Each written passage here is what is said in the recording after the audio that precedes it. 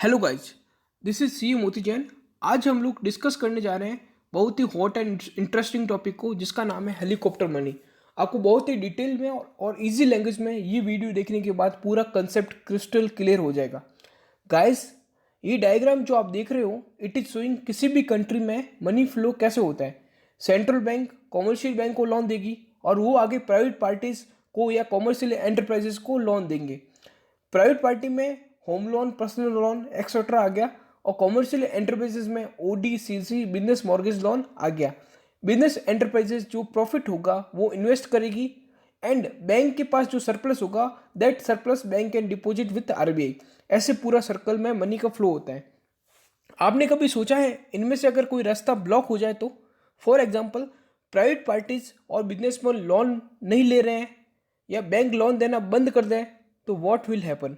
सबसे पहले ये जानते हैं ऐसा क्यों होता है, अगर होता है तो। रिसेंट एग्जांपल ले लेते हैं। कोरोना वायरस की वजह से जो इकोनॉमी डाउन है, लोगों में कॉन्फिडेंस नहीं है, सो वो पैसे ओनली नेसेसरी आइटम खरीदने में ही खर्चना चाहेंगे और अपने पास ही सेविंग होल्ड करना चाहेगा, बिकॉज उनको फ्यूचर में अनसर्टेनिटी लग रहा है। ही में थिंक भविष्य में और ज़्यादा मंदी आने वाली है, सो पैसा सेव करके रखो, भविष्य में काम आएगा। आरबीआई सिचुएशन को डील कैसे करती है? कन्वेंशनल मेथड में वो repo rate reverse repo rate से करती है। वेरी रिसेंटली आरबीआई ने रेपो रेट को कम गिराया था। इसका मतलब लोन सस्ता हो गया है। गवर्नमेंट लोन सस्ता इसलिए कर रही है क्योंकि मार्केट में लोग लोन ले, उससे सामान खरीदे, जैसे सामान खरीदेगा वो भी आगे किसी ना किसी से सामान खरीदेगा। मतलब डिमांड एंड सप्लाई चेन को रिस्टार्ट करने के लिए ये सब रेपो रेट को गवर्नमेंट ने, आरबीआई ने कम किया था। इसको और अच्छे से समझने के लिए हम लोग जापान और अमेरिका का एग्जांपल ले सकते हैं। वहाँ interest rate is near to zero है, फिर भी वो मार्केट में पैसा इंजेक्ट नहीं कर पा रहे हैं, डिमांड क्रिएट नहीं हो पा रही है। इट इज़ बिकॉज लोगों को सेंटीमेंट है, वहाँ लोन लेना ही नहीं चाहते हैं। उनको डर है अगर लोन ले भी लिया तो वापस रिपे करना पड़ेगा। किसी सिचुएशन, कैसी सिचुएशन फ्यूचर में आए, अनसर्टेन है। बैंक भी लोन देने से डरते हैं क्योंकि जिसको लोन देंगे वो इस मंदी वापस कर पाएगा या नहीं कर पाएगा। इस सिचुएशन को इकोनॉमी की लैंग्वेज में लिक्विडिटी ट्रैप कहते हैं। इसका मतलब पैसा जिसके पास जिस कंडीशन में उसी कंडीशन में पड़ा रहे। अब इस पिक्चर को देखकर समझते हैं, interest rate near to zero है, फिर भी बोरिंग नहीं बढ़ रही है, एंड इकोनॉमी स्टिल फ्लैट है। Even zero rate of interest rate पर भी लोग लोन नहीं ले रहे। अपने इंडिया में भी ऐसा हो सकता है। सो आपको ये कन्वेंशनल मेथड जिसमें RBI repo rate, reverse repo rate कम ज़्यादा करके मनी फ्लो मेंटेन करती है, जब ये मेथड काम नहीं आते हैं या इन मेथड के अलावा अनकन्वेंशनल मेथड भी सेंट्रल बैंक के पास है। अनकन्वेंशनल मेथड का मतलब सेंट्रल बैंक नॉर्मली इनको यूज़ नहीं करती है, एक्सेप्शनल सिचुएशन में इनको यूज़ किया जाता है। So let's we discuss unconventional method. First one is quantitative easing and second is helicopter money. First we will briefly explain that the quantitative easing, इसमें central bank government security market से purchase करती है। इसे bond buying programme भी कहते हैं। अगर RBI खरीदेगी तो मार्केट में पैसा जाएगा, सो मार्केट में पैसा जाने से डिमांड क्रिएट होगी और demand and supply cycle will restart. इसको डीप से समझना है तो I will make another video on this topic in very detail if you want. So second method is helicopter money, जो आज का मेन टॉपिक था, बट इसे समझने के लिए हमें ये सब जानना जरूरी था। ये है Nobel winner economist Milton Friedman. इन्होंने 1969 में इस टर्म को कॉइन किया था, हेलीकॉप्टर मनी को, in his very famous paper optimum quantity of money.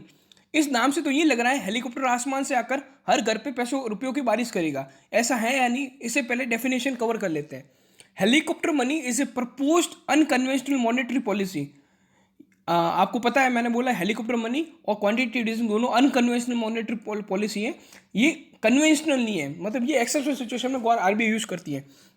Sometimes suggested as a alternative to quantitative easing. ये क्वांटिटेटिव ईजिंग का अल्टरनेटिव है, मैंने आपको पहले ही बता दिया। क्वांटिटेटिव ईजिंग में मार्केट से आरबीआई सिक्योरिटी खरीदती है एंड मनी इंजेक्ट करती है, और यहाँ पे कुछ अलग है, मैं जो आपको लेटर में बताऊंगा। When the economy is in liquidity trap, liquidity trap मैं आपको पूरा समझा चुका हूँ। डेफिनेशन क्लियर है guys? So let's move to the simplicity. Simple शब्दों में, जैसे आप ये डायग्राम देख रहे हो, आरबीआई मनी प्रिंट करके गवर्नमेंट को देगी विच इज नॉन रिफंडेबल। इट में नहीं, आरबीआई गवर्नमेंट को लोन नहीं दे रही है, गवर्नमेंट को वापस आरबीआई को कुछ पैसा देना नहीं है। In the similar way government digitally public को उसके अकाउंट में पैसा ट्रांसफर करके, जैसे डायरेक्ट बेनिफिट ट्रांसफर सब्सिडी होता है, सब्सिडी आपके अकाउंट में आती है, वैसे ही ये पैसा आपके सीधे अकाउंट में जाएगा विदाउट एनी मीडिएटर। वो भी नॉन रिफंडेबल होगा, मतलब at the end of public को पैसा जो जाएगा वो पब्लिक को वापस नहीं देना है किसी को भी। अगर आप सोच रहे हो बहुत सारे नोट प्रिंट करके पब्लिक में बांट दें विदाउट एनी थिंकिंग, तो जिम्बाब्वे जैसे हालत हो जाएंगे। जिम्बाब्वे में क्या था, हाइपर इन्फ्लेशन आ गया था।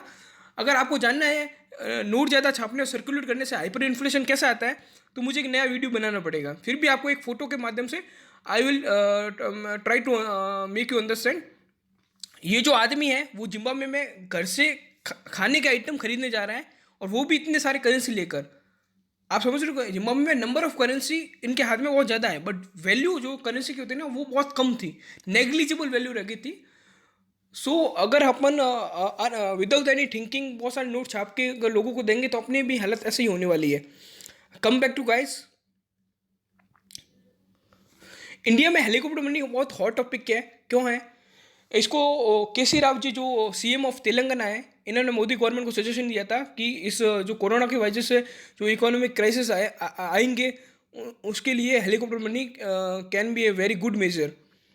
तो इसका ऑब्जेक्ट क्या है, मतलब गवर्नमेंट ये सब क्यों कर रही है, क्यों करना चाहती है? जो S L R C R R repo reverse repo इन सब से एडजस्ट करके या अनकन्वेंशनल मेथड से एडजस्ट करके क्या ऑब्जेक्ट हासिल करना चाहिए? गवर्नमेंट और आरबीआई वांट्स की पब्लिक स्पेंडिंग बढ़े, मतलब मार्केट में लिक्विडिटी बढ़ाना चाहती है।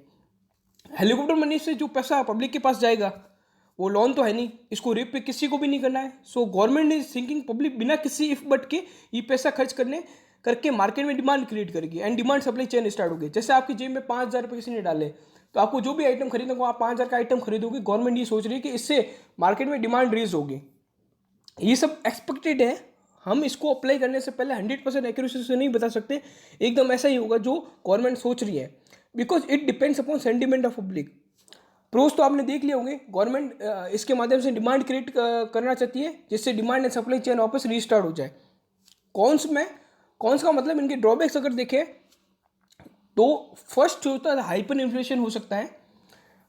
हाइपर इन्फ्लेशन जो जिम्बाब्वे में हुआ था वैसा हो सकता है, बट इंडिया में अगर गवर्नमेंट कंट्रोल मैनर में करती है तो there are rare chances of this. ये मेरा खुद का जस्ट व्यू है।